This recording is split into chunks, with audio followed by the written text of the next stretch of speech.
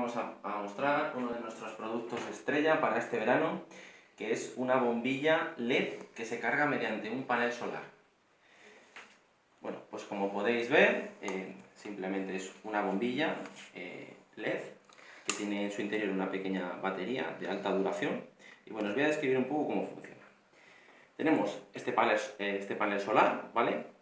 El cual tenéis que poner lo más cerca posible del sol, que le dé el mayor número de horas al día.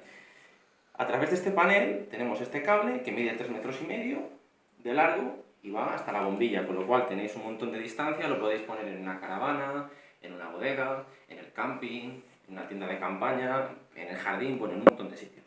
Bueno, la corriente viene por aquí, viene hasta aquí y se va cargando la batería, ¿vale?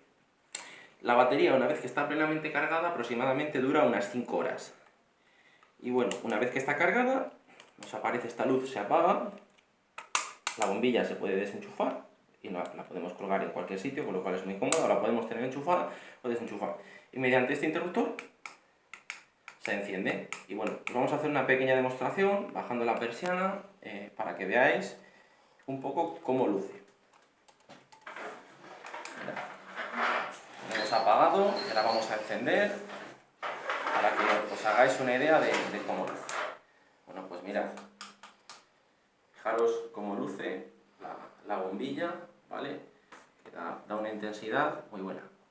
Bueno, y hasta aquí ha llegado este vídeo de hoy. Nos despedimos de vosotros, ya sabéis que cualquier duda nos podéis contactar sin problema en nuestro correo ferreteriapaloma@gmail.com. Un saludo, chicos, hasta luego.